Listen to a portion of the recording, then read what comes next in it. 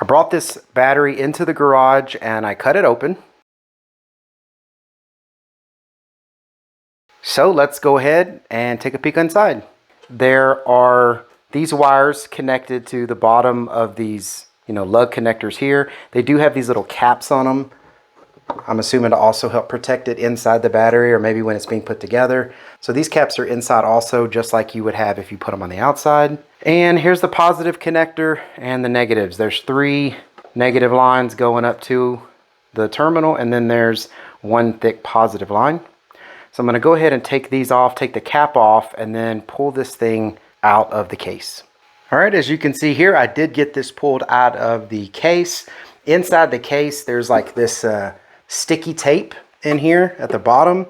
So this is what was holding it in, and man, this stuff really sticks, but I was able to get it out. And of course, this is the inside of the top part here.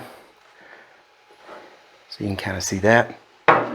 I like that it's not just a big glob of stuff. It's got, foam stuck to the cells. It's got 4 cells, of course. They do look like they're welded, and they look pretty good welds. These are the equalizers here, which are plugged in, and it has glue on this little connector, so that way, hopefully it doesn't vibrate loose or come apart, so that way it's got glue. That's good. Here is the temperature probe. Pushing that back down in there. Let's see, what does the BMS say? It says 120 amp, so it's actually higher than 100. Yep, that's all I can really get off of that. But yeah, I mean, this is pretty standard. This is basically what I would expect to see in a battery, economy battery that lives up to its specs. Capacity test on this did really well, and it's put together really well. So yeah, I definitely think that, this is probably a pretty solid battery in the economy class. Got nice foam blocks. It's taped up. It's got divider in between the cells and the BMS to keep it protected so it doesn't short circuit or cause any problems.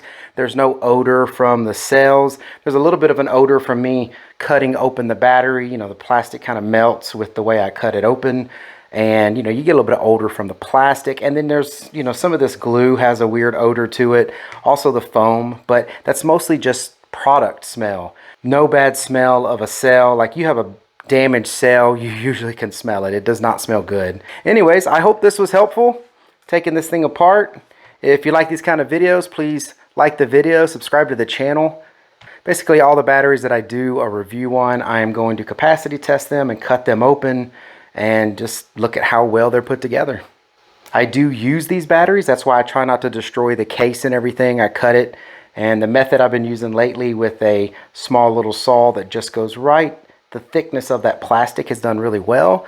So that's probably what I'm going to be doing when I cut these open, unless I find a better way. Because when I'm all said and done, I just put this right back into the case. And then lately I've been just using electrical tape to tape the tops on. That's been holding really well. But if that doesn't seem to work or that ever gives out, I may, plastic weld it or put some goop or something around it to hold it together. But yeah, I do use these. We put these in our RV or in our tiny home, and we use these for actual solar storage. So all right, I hope this information was helpful. Thank y'all very much for watching. Take care.